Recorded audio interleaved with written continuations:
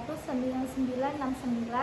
Saya adalah mahasiswa PPG Calon Guru tahun 2026 Universitas Negeri Padang dari jurusan Bimbingan dan Konseling. Pada kesempatan kali ini saya akan melaksanakan ujian akhir semester praktikum konseling individu. Dalam ujian kali ini saya akan mempraktikkan konseling individu dengan pendekatan teknik kognitif behavior terapi. Selamat menyaksikan.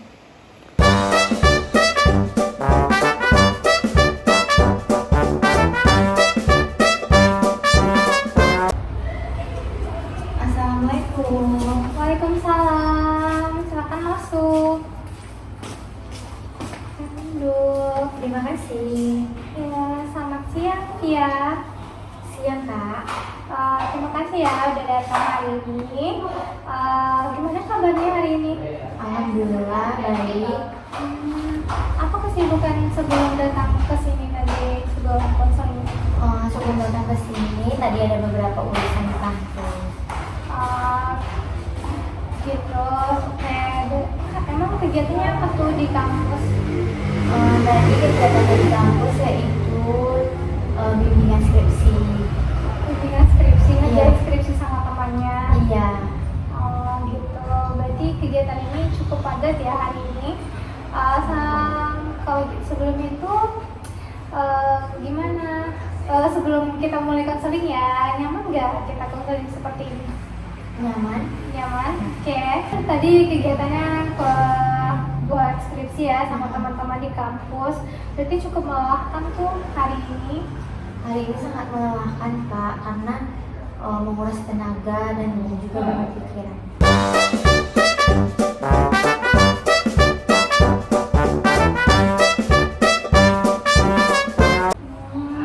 Oke, sebelum kita lanjut ke permasalahannya, sebelumnya di sini saya mau jelaskan dulu ya. Di sini kan kita mau konseling individu nih. Nah, kakak jelaskan dulu ya apa itu konseling individu. Jadi konseling individu ini adalah bantuan dari konselor untuk konseli untuk memahami atau membantu mencari bantuan untuk menyelesaikan masalah yang sedang dihadapi gitu kan.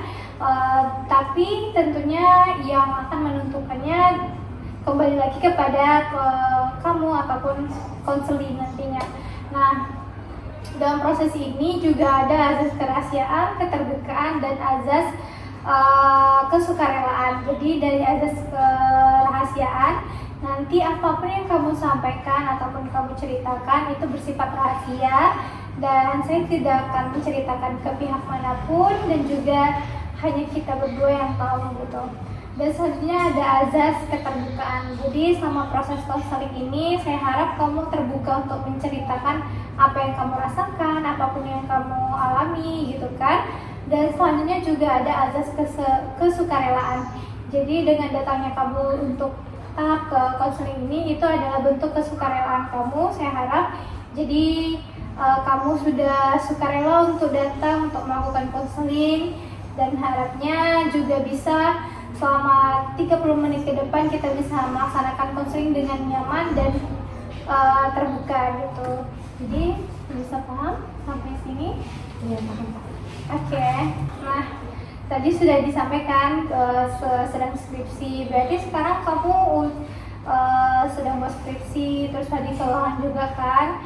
Nah, berarti sekarang kamu udah semester 8 ya? Iya, Pak. Udah semester 8 ngerjain skripsi ya. Oke. Nah, kan tadi ada berarti skripsi nih. Berarti sekarang yang menjadi beban hidup atau masalah terbesar untuk mahasiswa nih sekarang kelas semester 8 berarti skripsi nih. Iya. Iya, betul, Kak. Oke. Nah, kalau boleh jujur nih, kalau misalnya tadi kan pas kamu bilang skripsi tuh ekspresi kamu tuh sedikit berubah gitu kan. Kayak kelihatan lelah, capek gitu kan. Sepertinya cukup berat ya untuk kamu rasakan dalam proses skripsi ini gitu. Iya, dalam proses skripsi mahasiswa akhir ini sangat cukup berat karena banyaknya banyak pikiran, terutama di dalam penyusunan skripsi, bimbingan, dan revisinya lagi.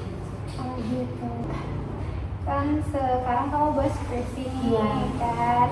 Apa yang membuat skripsi ini menjadi hal yang paling banyak mengganggu pikiranmu saat ini? Kenapa? Iya, karena di dalam penyusunan skripsi ini sangat-sangat stres, dan terutama takut dalam memulai, takut nanti di revisi sama dosen pembimbing, dari revisi habis-habisan. Dan yang lebih takutnya lagi yaitu kalau misalnya tidak lulus tepat waktu, terlambat. Oke, gitu. Oke, berarti intinya itu ada stres untuk sementara, berarti stres dengan skripsi. Baik, jadi terima kasih ya sudah mulai terbuka dengan apa yang kamu rasakan.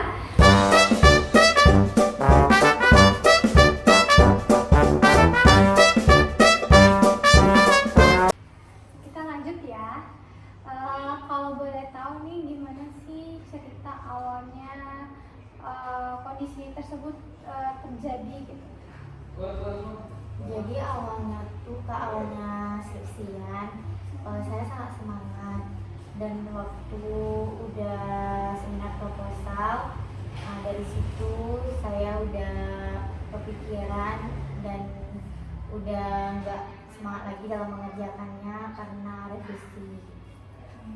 Jadi awalnya kamu punya semangat untuk ngerjain skripsi, terus bisa diselesaikan juga kan, udah seminar proposal. Nah, ya kan? Iya. Jadi lalu apa yang terjadi setelah itu?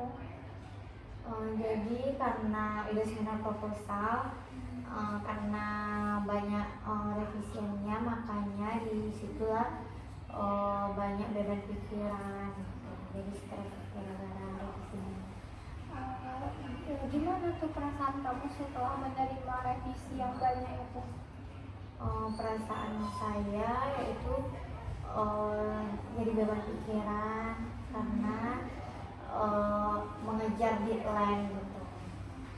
Oke, berarti kamu merasa jadi beban pikiran tuh kan dengan banyaknya revisi yang diberikan sama dosen. Iya, benar Kak, jadi beban pikiran dan juga kecewa sih karena menurut saya udah berusaha semaksimal mungkin.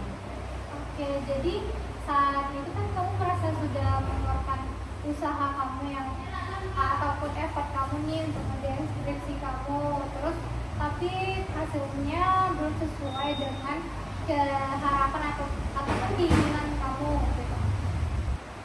Ya. Nah, jadi pas kamu melihat revisi yang banyak itu, kira-kira apa yang terlintas di pikiran kamu? Jadi saya malas membuka skripsi dari mana. Jadi malas melihat skripsi. Terus kan muncul tuh pikiran kamu misalnya tulisan apapun kamu malas ngerjain skripsi itu. Jadi apa yang terjadi setelah pikiran itu muncul? Setelah mendapatkan revisi banyak dari dosen, saya malas membuka skripsi, dan kalaupun saya mau membuka laptop, itu pun saya jadi mager dan ujung-ujungnya ketiduran atau membuka media sosial. Jadi seperti itu. Ya. Jadi sebenarnya kamu tuh udah ada niatan baik nih untuk ngerjain skripsi, tapi karena pada saat akan mau ngerjain skripsi itu malah muncul rasa berat untuk ngerjain skripsi gitu kan, dan akhirnya beralih pada aktivitas yang lain kayak misalnya buka TikTok ataupun IG seperti itu. Iya seperti itu. Nah, ketika kamu memilih untuk membuka media sosial nih ataupun aktivitas yang lain, apa yang kamu rasakan? Jadi yang saya rasakan yaitu awalnya saya merasa lega. Merasa lega kan? Terus setelah merasa lega itu lagi? Saya merasa bersalah Kak. Merasa bersalah yang seperti apa itu? Karena saya kepikiran kenapa ya saya membuka sosial media, kenapa saya tidak mengerjakan revisi-revisi dari seminar proposal kemarin. Jadi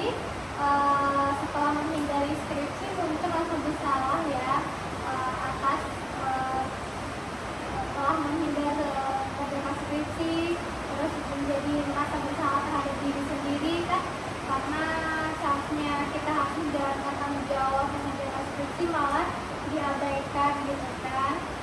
Iya Kak, benar. Kalau boleh tahu seberapa lama kamu sering melakukan yang seperti itu? Hampir setiap hari. Setiap hari, kalau misalnya mau ngeberes skripsi seperti itu. Iya. Oke. Nah, kalau boleh tahu nih bagaimana sih pengaruhnya terhadap kehidupan kamu sehari-hari? Ini sangat berpengaruh karena tidur saya jadi kurang nyenyak. Dibanding yang kurang nyenyak itu yang seperti apa? Misalnya saya susah tidur karena memikirkan skripsi, dan kalaupun tidur itu pun saya kebangun malamnya karena memikirkan deadline. Jadi skripsi ini tidak hanya mempengaruhi kehidupan aktivitas kamu, tapi juga mulai mempengaruhi waktu tidur kamu juga ya? Iya benar Kak. Tadi kan udah dijelasin tuh, terus apakah ada rasa yang kamu rasakan selain yang tadi? Saya sedikit cemas. Kecemasan seperti apa? Jadi saya melihat progres skripsi teman-teman saya yang lebih cepat. Jadi apa yang biasanya muncul ataupun apa yang kamu rasakan ketika melihat teman-teman kamu yang lain sudah bisa menyelesaikan lebih skripsinya gitu? Yang saya pikirkan yaitu saya merasa tertinggal. Merasa tertinggal seperti apa? Karena saya merasa diri saya tidak unggul dibandingkan teman saya, lebih lamban. Jadi itu arti dari tertinggal menurut kamu? Iya benar. Ketika melihat keberhasilan dari teman-teman kamu nih, kira-kira kamu mulai meragukan kemampuan kamu nggak dengan melihat teman kamu sudah menyelesaikan skripsinya? Iya Kak. Oke, saya di sini bisa memahami ya apa yang kamu rasakan cukup melelahkan untuk dijalani gitu kan. Dan di sisi lain juga ada tuntutan untuk menyelesaikan skripsi, dan sisi lain juga kamu ada rasa takut, cemas, dan khawatir yang terus muncul gitu ketika kamu menghadapi skripsi atau mengerjakan skripsi. Iya Kak, benar. Oke, nah di sini kalau boleh saya simpulkan ya, sementara untuk apa yang kita ceritakan tadi, bahwa di sini kamu mengalami tekanan dalam menyelesaikan skripsi, terus ada juga tekanan di mana kamu mulai kayak menerima kayak dari revisi yang banyak dari dosen pembimbing kamu, dan juga kamu juga meragukan kemampuan diri kamu, kayak jadi malah merasa takut, cemas, khawatir kalau misalnya skripsi ini belum selesai juga gitu kan. Dan juga kamu juga cenderung menunda untuk mengerjakan skripsi, malah bermain TikTok, IG gitu kan. Dan juga ketika kamu menunda sebentar, kamu merasakan lega sesaat, tapi juga muncul rasa bersalah gitu kan, yang membuat tekanan itu jadi semakin besar. Dan selain itu kamu juga mulai membandingkan diri kamu dengan teman-teman, dengan progres teman-teman untuk menyelesaikan skripsi gitu. Apakah yang saya sampaikan tadi benar-benar yang kamu rasakan? Iya benar Kak, betul sama saya rasakan. Oke. Baik, terima kasih sudah menceritakan semuanya dengan terbuka. Di sini saya melihat bahwa ketika kamu menceritakan apa yang kamu rasakan tadi, beberapa kali kamu menarik nafas, ataupun kamu merasa lesu gitu kan. Jadi sebelum kita melanjutkan dengan pembahasan yang lebih jauh lagi untuk membantu permasalahan yang kamu rasakan, apakah kamu di sini bersedia untuk latihan relaksasi sebentar? Sangat bersedia. Oke, coba duduknya yang tegak seperti ini, lalu tarik nafasnya dalam-dalam, kemudian hembuskan dari mulut seperti itu. Oke, kita mulai ya. Kita tarik nafas, keluarkan, lanjut, pada lagi, tarik nafas, sekali lagi,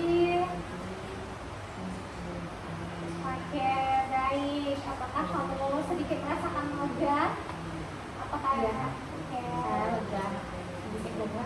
Oke, bisa kita lanjutkan lagi untuk presentasinya. Oke, tadi udah relax ya, udah lega sedikit. Kita lanjut ya. Kan tadi kamu juga ada mengatakan bahwa setiap kali kamu ingin mengerjakan skripsi muncul rasa berat atau akhirnya kamu malah mengalihkan pada smartphone gitu kan. Nah, saya ingin memahami dulu lebih jauh gitu kan tentang apa yang terjadi pada saat itu. Coba bayangkan nih situasi terakhir kali ketika kamu tidak mau membuka file skripsi kamu, apa yang kamu ingat gitu ketika kamu mau mengerjakan itu? Ya kak, yang saya ingat ketika saya mengerjakan itu yang pertama yaitu saya membuka transkripsi dari dosen tersebut. Gitu. Dan ketika kamu melihat file revisi itu, apa yang pertama kali muncul dalam pikiran? Dan saya membuka laptop, lalu saya memikirkan kenapa revisi ini sangat banyak. Lalu setelah itu apa? Lalu setelah itu terjadilah hal bahwa saya malas mengerjakannya karena terlalu banyak. Oke, baik. Tadi udah kamu sampaikan apa yang kamu rasakan. Jadi ada beberapa pikiran yang muncul nih ketika kamu buka file skripsi kamu. Dimana kamu tadi menyatakan kamu itu misalnya nggak sanggup menyelesaikannya, terus malas. Selanjutnya kamu kayak merasa malas untuk mengerjakan itu. Nah, apakah ada pikiran yang lain? Ada kak, jadi di pikiran saya yaitu saya merasa cemas Dan juga kamu apakah kamu merasa takut untuk tidak lulus tepat waktu? Iya, saya juga takut. Itu sangat takut sih kak. Itu juga menjadi overthinking, takut tidak terkejar di tahun ini dan tidak lulus tepat waktu. Oke, itu yang pikiran-pikiran yang muncul ketika kamu membuka skripsi. Oke, nah terima kasih. Di sini saya ingin menunjukkan ya bahwa di dalam konseling ini saya melihat bahwa satu perasaan yang biasanya dipengaruhi oleh cara seseorang memandang sesuatu yang melalui situasi. Nah, jadi dan kita lihat tadi secara bersama situasinya adalah melihat revisi skripsi kan, dan pikiran yang muncul itu kayak misalnya saya overthinking, saya cemas, takut untuk tidak lulus tepat waktu. Dan ketika pikiran itu muncul, perasaan apa yang kamu rasakan? Perasaan yang saya rasakan yaitu saya overthinking dan waktu itu saya menutup laptop. Begitu. Nah, tadi kan udah kamu sampaikan juga nih. Jadi pola yang kamu rasakan itu seperti kayak misalnya di situasi kamu udah skripsi kan, terus ada pikiran yang kayak tidak sanggup untuk menyelesaikan skripsi, takut tidak selesai di tahun ini juga. Terus ada juga perasaan juga yang cemas, terus overthinking seperti itu. Dan juga dari perilaku juga kamu kayak langsung nutup laptop ya tadi kamu sampaikan, dan juga menghindar untuk mengerjakan skripsi. Dan apakah pola situasi seperti ini sesuai dengan apa yang kamu alami tadi? Iya, benar Gitu ya. Oke, berarti itu ya yang kamu rasakan. Iya, benar. Dan selanjutnya di sini kan tadi saya sudah sampaikan dan melihat bahwa pikiran-pikiran tersebut kan muncul sangat cepat dan hampir otomatis ya, dengan pikiran yang malas buka skripsi dan sebagainya. Dan di dalam konseling ini juga pikiran itu biasanya disebut dengan otomatis atau di mana pikiran otomatis. Seringkali pikiran ini terjadi muncul begitu cepat sehingga kita juga langsung mempercayainya tanpa memeriksa apakah itu pikiran tersebut benar atau tidak, begitu. Iya kak. Saya mau mengajak kamu untuk melihat sisi yang lebih dalam lagi, di mana tadi salah satu pikiran yang muncul kan takut skripsi kamu ini kurang sempurna gitu kan. Kalau boleh tahu ini skripsi yang belum sempurna ini berarti menurut kamu itu berarti apa? Berarti saya kurang mampu mengerjakannya, Kak.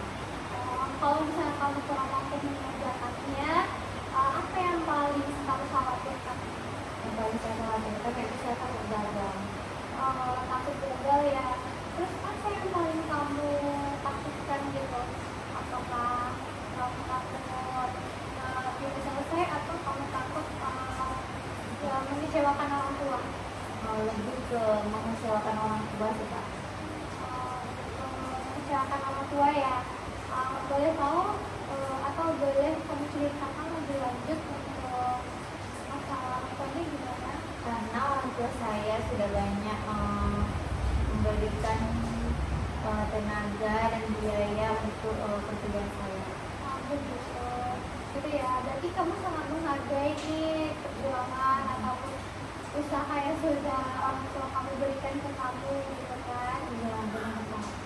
Karena saya sudah berkorban kan ya untuk perjalanan. Mungkin kalau misalnya nih, kalau sampai orang tua kamu kecewa nih, kamu tidak menyelesaikan skripsi ini dengan baik, apa arti hal itu bagi diri kamu? Saya merasa jadi anak yang gagal. Anak yang gagal, menjadi anak yang gagal ya? Iya, benar. Nah, ketika kamu mengatakan anak yang gagal ini apa maksudnya? Jadi saya itu gagal untuk membahagiakan orang tua.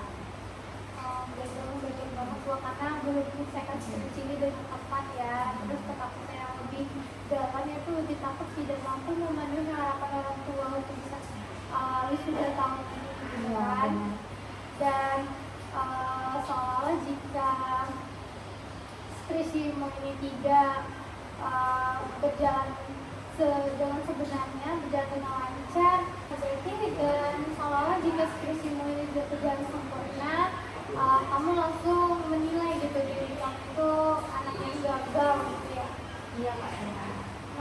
Nah, di sini saya bisa merasakan ya beban yang kamu rasakan, bukan hanya tentang skripsi, ada juga ada rasa takut kehilangan penghargaan terhadap diri dari orang tua dan takut juga mengecewakan orang-orang yang kamu sayangi gitu kan. Iya, Kak. Terima kasih ya sudah menceritakan hal-hal yang tadi sudah kamu sampaikan. Ini cukup pribadi dan menceritakan tentang orang tua, pengorbanan orang tua kamu juga. Dan menurut saya ini langkah yang sangat penting karena kita sekarang sudah menemukan bahwa di balik pemikiran kamu tentang skripsi saya yang kurang sempurna tadi, ternyata ada keyakinan yang lebih dalam tentang dirimu gitu kan. Dan ternyata ada dan juga pada tahap berikutnya kita akan mencoba melihat gitu apakah keyakinan tersebut benar-benar sesuai dengan keyakinan atau tidak. Tadi kan kita sudah melaksanakan yang kita ceritakan tadi, dan sekarang pada tahap sekarang itu kita akan melihat gitu apakah keyakinan yang tadi kamu sampaikan itu benar-benar sesuai dengan kenyataan atau tidak gitu kan. Dan sekarang kita akan saya akan mengajak kamu untuk melihat pikiran yang tadi muncul seperti skripsi kurang sempurna ataupun saya anak yang gagal, apakah kita bisa langsung mengatakan itu pikiran yang benar atau salah. Kita hanya akan mencoba memeriksanya bersama-sama gitu. Di sini apakah kamu bersedia? Iya, Kak, ada sebuah. Baik. Nah, menurut kamu apa bukti yang mendukung bahwa kamu itu tidak pintar gitu? Iya, saya sangat sulit dalam mengerjakan skripsi ini. Baik, selain itu Kayak gitu karena saya sering menunda-nunda. sering menunda skripsinya ya. Apa ada lagi yang kamu Pada saat membimbingkan saya juga masih banyak revisi. sebenarnya revisi? Jadi bukti yang kamu miliki sekarang itu adalah kamu sulit mengerjakan skripsi, terus juga sering menunda mengerjakan skripsi, dan juga kamu mendapat banyak revisi dari dosen kamu gitu kan. Iya, Kak. Nah, sekarang apa yang di sini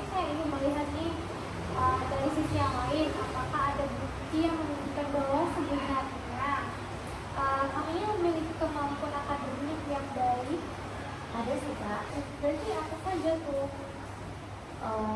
Saya bisa sampai semester akhir ini. Baik, apa ada lagi? Saya IPK saya cukup baik, Terakhir IPK-nya berapa? 3,80. Itu juga termasuk gitu ya. Nah, terus ada lagi? Saya juga sudah lulus seminar proposal. Itu juga berarti kan menunjukkan bahwa kemampuan kamu sebenarnya ada ya. Dan juga itu kan juga bagus nih gitu. Dan apakah masih ada lagi? Kemarin dosen bilang bab satu saya bagus. Bagus ya. Jadi setelah ketika seminar ada respon dari dosen pembimbing yang bilang bahwa bab satu kamu juga lumayan bagus gitu kan. Jadi kalau kita lihat nih secara keseluruhan ternyata ada loh buktinya. Kalau misalnya kamu ini menunjukkan bahwa kamu mampu gitu kan, mampu dimana kamu mampu bisa menyelesaikan skripsi gitu, bisa juga sampai seminar proposal loh gitu loh. Ini juga sih Kak. Saya ingin bertanya, apakah seseorang yang bisa menyelesaikan menyelesaikan semua mata kuliahnya, kuliahnya mencapai semester akhir dan juga lulus seminar proposal, memiliki IPK yang bagus, itu bisa langsung dikatakan dia anak pintar? Tidak juga sih Kak. Itu juga ya. Kan menarik tuh. Jadi lalu mengapa ketika dirimu sendiri yang mengalami kesulitan kamu langsung bilang ataupun langsung menyimpulkan bahwa diri kamu itu tidak pintar? Saya tidak tahu sih Kak. Mungkin karena overthinking tadi. Overthinking udah terlalu fokus atas kesalahan yang direvisi tadi ya. Oke, jadi mungkin selama ini perhatian kamu lebih ke banyak tertuju pada kekurangan kamu selama mengerjakan skripsi gitu kan, sehingga dibandingkan dengan keberhasilan yang sudah kamu capai gitu kan. Iya Kak. Di sini tadi juga sudah disampaikan kan. Sekarang kita lihat gitu apa pikiran yang lain. Tadi kan kamu mengatakan juga kalau misalnya kamu kalau misalnya skripsi ini tidak selesai dengan baik, berarti kamu mengecewakan orang tua kamu kan. Di sini saya mau bertanya nih, apakah orang tua kamu pernah mengatakan bahwa diri kamu hanya ditentukan oleh keberhasilan kamu mengerjakan skripsi ini? Tidak pernah sih Kak. Terus apakah orang tua kamu juga pernah mengatakan bahwa mereka hanya bangga jika kamu bisa menyelesaikan skripsi itu? Tidak juga sih Kak. Itu juga ya, berarti lalu dari mana keyakinan bahwa kamu harus sempurna agar tidak mengecewakan mereka? Dari diri sendiri ya, karena melihat pencapaian dari teman, jadi saya ingin lebih sempurna gitu, melihat progres dari teman-teman gitu. Gitu. Jadi bisa jadi standar yang sangat tinggi itu lebih banyak dan berasal dari diri sendiri ya, dibandingkan dari orang tua kamu. Iya Kak, benar, karena diri sendiri. Kayak jika suatu hari nanti anak kamu nih mengalami kesulitan skripsi tapi tetap berusaha, apakah kamu juga menganggap dia gagal? Tidak Kak, karena di dalam proses itu anak harus butuh support system terutama dari orang tuanya. Karena kita takut kan, seperti yang dikesalkan mahasiswa-mahasiswa sekarang kebanyakan bunuh diri karena dia udah semester akhir, karena dia stres, apalagi karena tekanan orang tua, takutnya begitu, makanya nggak akan. Bagus. Oke, nah selanjutnya karena ini juga kamu sudah berusaha, ini kan menarik banget nih kan. Jadi kamu bisa memberikan pemahaman dan toleransi kepada orang lain gitu, atau nanti jika anak kamu juga mengalami ini tapi sulit untuk memberikannya kepada tapi kenapa sulit untuk memberikan itu kepada dirimu sendiri? Ya karena diri sendiri sangat sulit dikendalikan. Padahal kalau ke orang lain sangat support, tapi kalau ke diri sendiri sangat cenderung takut. Nah, kan kamu udah tahu nih kan, kamu tahu keras ataupun sulit. Nah, jadi bagaimana perasaan kamu ketika kamu menyadari hal itu? Perasaan saya ketika menyadari kalau saya terlalu keras kepada diri sendiri, perasaannya itu sangat menyesal. Kenapa kepada diri sendiri itu sangat keras dan banyak ketakutan, padahal kan belum coba. Sekarang kita lihat kembali ya pikirannya selama ini sering muncul di pikiran kamu. Tadi yang pertama kamu merasa saya tidak pintar, terus melihat buktinya tadi setelah melihat buktinya tadi gitu kan, apakah pikiran itu masih 100% benar menurut kamu? Tidak. Tidak. Jadi jika tidak sepenuhnya benar, kalimat apa yang lebih sesuai dengan keyakinan? Saya merasa Dengan kenyataan juga. Iya, saya merasa diri saya ini bukan tidak pintar, tapi mungkin karena mengalami kesulitan aja dalam skripsi ini. Bagus sekali ya. Jadi bagaimana perasaanmu ketika kamu mengatakan kalimat itu? Perasaan saya cukup lega. Ada rasa plong di hati kamu ketika kamu menyampaikan itu. Berarti kamu sudah menyadari bahwa ini bukan masalah kamu yang tidak pintar, tapi karena kamu terlalu fokus pada satu titik, itu skripsi gitu. Selanjutnya kita pemikiran yang kedua ya. Tadi kan yang pertama, sekarang yang kedua itu kan tadi kamu ada menyampaikan bahwa kamu menganggap diri kamu itu adalah saya adalah anak yang gagal gitu kan. Nah setelah kita diskusi bersama nih, jadi apakah kalimat itu masih juga tetap bisa tetap kamu pertahankan atau tidak gitu? Tidak, Pak. Tidak juga ya. Nah kalau begitu bagaimana kalimat yang lebih realistis dengan keadaan kamu sekarang ini? Mungkin saya tidak gagal, tapi saya ini cuma menyelesaikan tantangan di dalam permasalahan skripsi ini. Bagus, sangat bagus dengan apa yang kamu sampaikan tadi. Nah, tadi kan kita sudah membagikan kan, tadi yang pertama dan kedua gitu kan. Nah, perhatikan perbedaannya ya. Dan tadi kan kalimat pertama kan itu menyerang identitas diri kamu. Tadi kamu bilang aku tidak pintar, terus aku anak yang gagal gitu kan. Sedangkan kalimat yang kedua kan menggambarkan situasi yang sedang kamu hadapi sekarang gitu kan. Iya Kak, benar, terasa perbedaannya. Sekarang kita akan melihat revisi ini dari sudut pandang yang berbeda. Sama ini kan kita melihat revisi itu kamu memaknainya sebagai apa? Saya memaknainya sebagai tanda bahwa skripsi saya kurang baik. Kurang baik. Sekarang saya ingin bertanya nih, menurut kamu apa tujuan dosen memberikan revisi itu? Tujuan dosen memberikan revisi itu agar revisi kita menjadi lebih baik. Menjadi lebih baik dan betul. Jadi apakah revisi yang revisi ini selalu diartikan sebagai kegagalan? Tidak kan? Terus apa mungkin revisi justru merupakan bagian dari bagian normal dari proses belajar? Iya, betul. Iya kan? Agar kita memperbaiki apa yang kurang.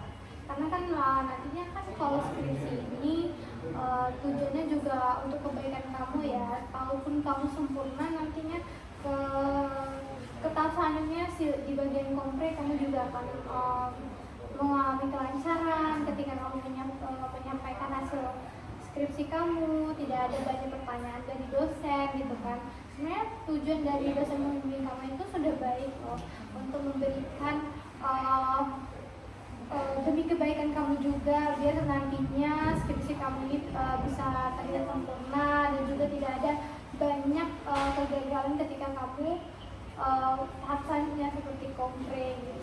Nah kalau begitu bagaimana cara pandangan baru kamu nih yang lebih realistis tentang skripsi dari saudara apa yang juga saya sampaikan tadi, gimana pandangan kamu tentang Jadi menurut pandangan saya dari kakak yang sampaikan tadi, bahwa revisi itu bukan suatu kegagalan, tetapi revisi itu adalah bagaimana proses kita untuk menyelesaikan suatu yang kita mulai agar skripsi kita menjadi lebih baik. untuk pemahaman kamu ya, berarti nggak harus menganggap sebuah kegagalan kalau misalnya itu revisi itu ada gitu. Kan tujuannya juga baik untuk diri kamu nantinya ke depan gitu kan. Berarti kamu juga kalimatnya juga itu sudah bagus loh, karena bagaimanapun perasaan ketika memandang itu kan pasti di awal karena beban yang berat, pikiran yang banyak, mungkin pemikirannya itu muncul otomatis gitu kan. Tapi sekarang kan sudah memahami ya bahwa tujuannya baik, kenapa revisi itu diberikan ke kamu gitu kan. Dan sekarang bagaimana perasaan kamu ketika memandang revisi ini dengan cara tersebut? Saya merasa lebih tenang dan tidak takut lagi. Berarti kamu kedepannya akan berusaha juga ya Iya. untuk membuka revisi dengan baik dan benar ya. Ini kita kan sudah menemukan beberapa pikiran-pikiran alternatif dari masalah yang kamu sampaikan tadi, dari pemikiran-pemikiran kamu tadi. Contohnya tadi kamu bilang kamu tidak pintar, tapi tapi kan di situ kamu sedang lagi menghadapi kesulitan gitu kan. Dan juga adanya saya bukan anak yang gagal, saya sedang berproses gitu kan. Juga ada revisi itu bukan tanda kegagalan, tapi bagian dari proses pembelajaran. Dan apakah kalimat-kalimat ini terasa lebih sesuai dengan kenyataan? Iya, sangat sesuai Kak. Ya, bagus sekali. Nah sekarang karena ketika cara berpikir mulai berubah gini kan, biasanya perasaan dua perilaku juga mulai berubah.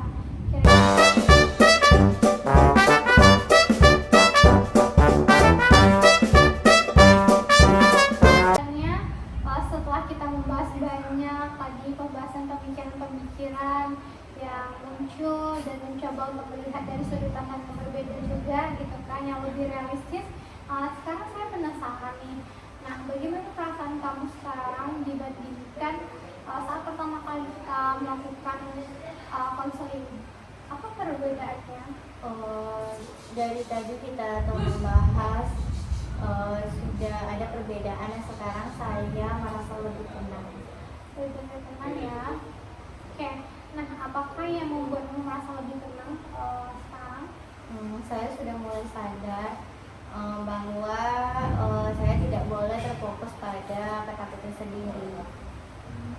Oke, nah jadi ada pemahaman baru ya bahwa ketika ketakutan yang selama ini muncul itu belum tentu merupakan kenyataan. Iya Kak, benar. Saya melihat sama sesi ini tadi, kamu cukup terbuka dan berani mengeksplorasi hal-hal yang mungkin selama ini jarang kamu ceritakan kepada orang lain, mungkin karena saya tidak tahu juga ya, karena kita baru pertama kali konseling ini kan. Dan menurut saya itu bukan hal yang mudah ya untuk diceritakan. Nah, Iya, terima kasih ya Kak telah mendengarkan apapun keluh kesah saya tadi dari awal sampai sekarang. ya, saya juga melihat bahwa sebenarnya ya sama-sama ya. Saya juga melihat bahwa sebenarnya kamu memiliki banyak ketakutan yang mungkin selama ini kurang kamu sadari. Nah, kamu tadi juga kamu berhasil bertahan sampai semester akhir ini juga. Terus kamu juga berhasil melewati beberapa mata kuliah sebelum sampai di semester 8. Dan juga kamu bisa lulus seminar proposal, itu juga suatu kebanggaan loh, karena kamu sudah bisa di tahap itu gitu lah. Dan juga kamu juga tetap memiliki keinginan untuk menyelesaikan skripsi, itu juga bagian usaha yang bagus, karena ada juga orang yang tidak mau menyelesaikan skripsinya karena malas, ada yang menunggu sampai berbulan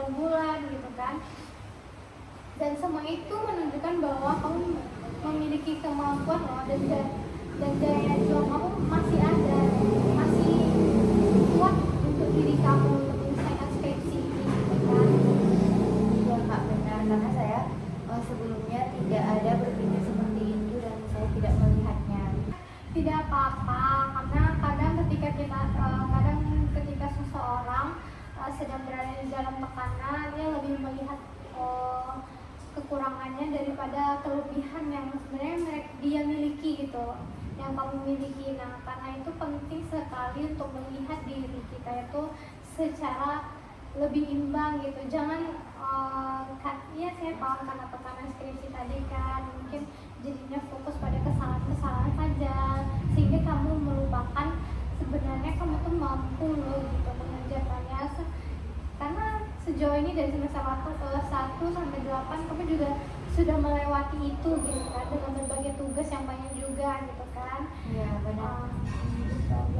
Nah, sekarang mari kita lihat pikiran yang lebih langkah kecil yang bisa kamu lakukan yang lebih realistis gitu kan. Menurutmu setelah sesi ini selesai gitu kan, apa satu hal yang bisa kamu lakukan untuk mulai bergerak maju dalam pengerjaan skripsi kamu? Langkah yang saya lakukan setelah ini itu saya membuka file skripsi saya. Apakah langsung dikerjakan atau kamu cuma membuka file kamu? Dari saya akan membaca file skripsi yang dikirim dosen. Oke. Jadi sekalian ya nanti kamu mengerjakan revisian yang diberikan sama dosen kamu gitu kan. Kira berapa lama waktu kamu akan mengerjakan skripsi ini? Sekitar 30 menit. 30 menit. Oke. Apakah 30 menit terasa memungkinkan kamu mengerjakannya? Mungkin. Jadi target pertama adalah membuka skripsi, terus membaca revisi yang diberikan sama dosen, dan mengerjakannya selama 30 menit. Terus lalu bagaimana langkah yang berikutnya? Langkahnya yaitu saya melihat dulu bagian yang paling mudah untuk direvisi, karena saya nggak fokus menonton per bab, tapi saya membuat revisi ini secara berangsur-angsur dari bagian yang paling mudah terlebih dahulu. Berarti bagus sekali loh, udah seperti itu. Berarti mengerjakan yang kecil dulu baru yang besar gitu kan. Kadang langkah yang kecil itu lebih efektif dibandingkan kita langsung pada target yang lebih besar. Bagus. Iya. Kan tadi kita sudah konseling yang cukup banyak ya, kita sudah bertukar pikiran, bercerita. Nah, di sini saya juga ada tugas nih untuk kamu, untuk di rumah. Jadi tugasnya itu seperti ini. Jadi kan setiap kali kamu muncul pikiran negatif, kamu bisa buat jurnal bisa di handphone kamu, atau kamu tulis di buku harian gitu kan, tentang misalnya kamu muncul nih pemikiran yang jelek, misalnya saya tidak mampu tadi, kira-kira kamu tuliskan juga pembandingnya gitu. Jadi kamu buat jurnal setiap hari ketika kamu merasa terbebani, merasa harinya berat gitu, coba kamu tulis di buku catatanmu tentang apa yang kamu rasakan gitu kan. Terus juga misalnya contohnya nih situasinya, misal kamu lagi buka skripsi, terus pikiran otomatis kamu bilang saya tidak mampu nih mengerjakan skripsi ini. Kamu buat alternatifnya, contohnya kayak gini, saya bisa kok gitu, saya bisa mengerjakannya walaupun saya waktu lama ya untuk menyiapkan kesiapan saya gitu. Nah, tugas keduanya itu adalah saya harap kamu bisa meluangkan waktu kamu minimal 30 menit setiap harinya untuk mengerjakan skripsinya ya.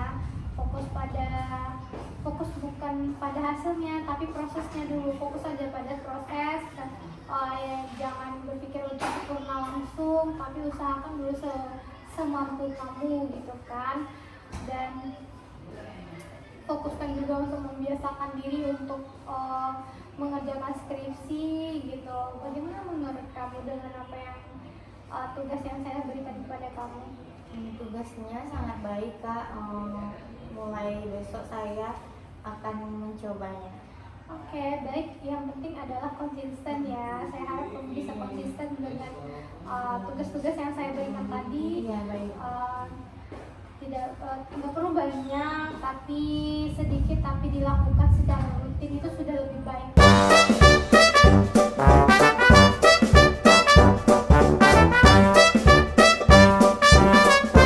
Oke, kita sudah melaksanakan konseling.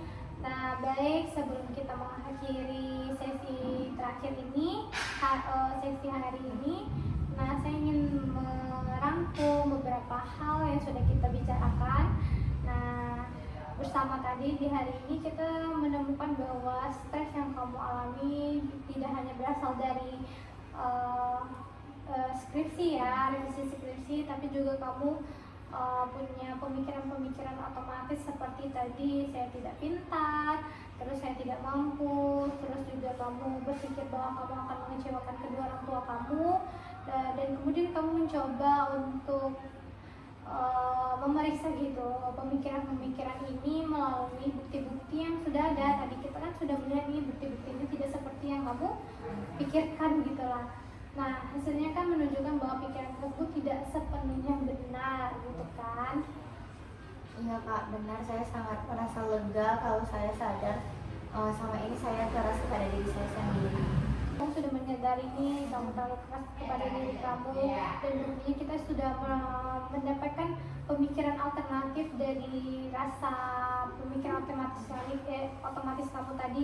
Misalnya kamu bisa menyampaikan kayak saya sedang mengalami kesulitan, bukan berarti kamu tidak pintar ya, dan juga kamu sedang berproses, bukan berarti kamu juga anak yang gagal. Dan juga ada tadi revisi itu adalah bagian proses kamu untuk sebuah proses kamu dalam mengerjakan skripsi gitu kan. Nah, dan itu kan sudah merupakan kesadaran yang muncul gitu kan, yang seharusnya sangat penting kamu sadari dari awal gitu kan. Akhirnya kita sudah menemukan nih pemikiran bahwa kamu tuh sebenarnya terlalu keras untuk diri kamu sendiri gitu. Ya, saya sudah menyadarinya Kak. Oke, kesadaran yang sangat penting ya. Bagaimana perasaan kamu sekarang setelah mengikuti sesi konseling ini? Saya merasakan lega dan lebih optimis. Optimis ya untuk mengerjakan skripsinya. Oke, baik, alhamdulillah.